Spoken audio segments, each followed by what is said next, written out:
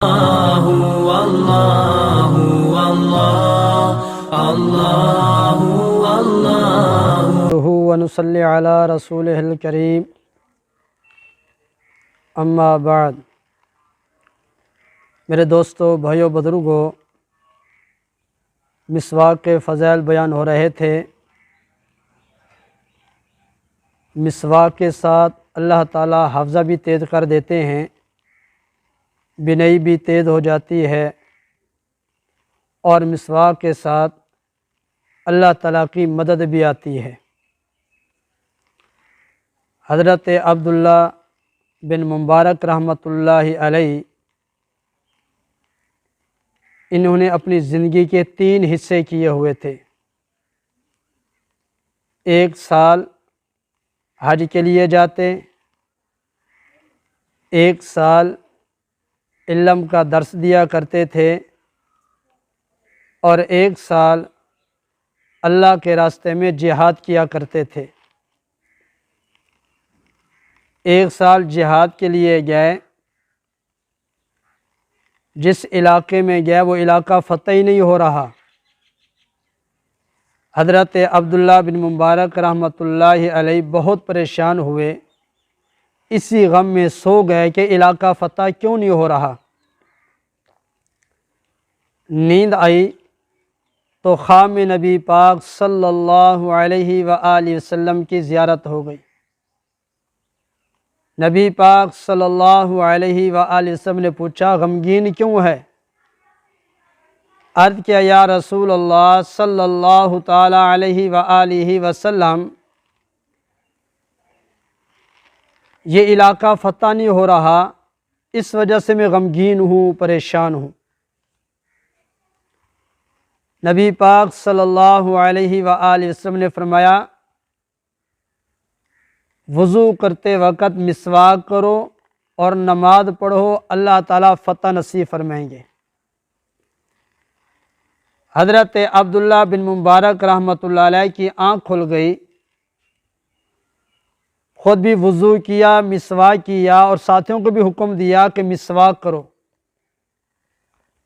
اب سارے ساتھی مسواک لے کر جب مسواک کرنے لگے تو دشمن دیکھ رہے تھے، وہ ڈر گئے، ان کے دل میں اللہ نے یہ خوف پیدا کر دیا، وہ یہ سمجھنے لگے شاید مسلمان ہمیں مغلوب کر کے وہ ہمیں کھانے کا پروگرام ہے، اس لیے اپنے دانتوں کو تیز کر رہے ہیں۔ اب دشمن کی طرف سے چند لوگ حضرت عبداللہ بن مبارک رحمۃ اللہ علیہ کے پاس آئے اور آ کر عرض کی کہ آپ کو مال چاہیے یا جان چاہیے؟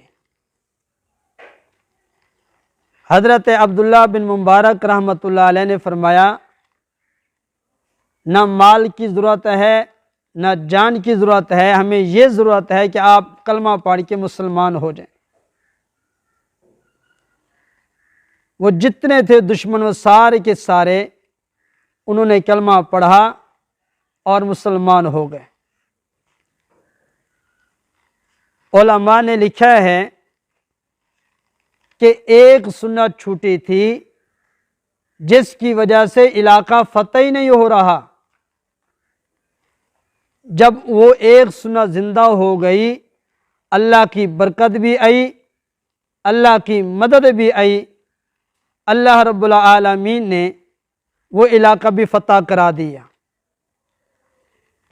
اب ایک سنت چھوٹ گئی، اللہ کی برکت سے محروم، اللہ کی مدد سے محروم، نامعلوم کہ ہم کتنی سنتیں چھوڑ رہے ہیں،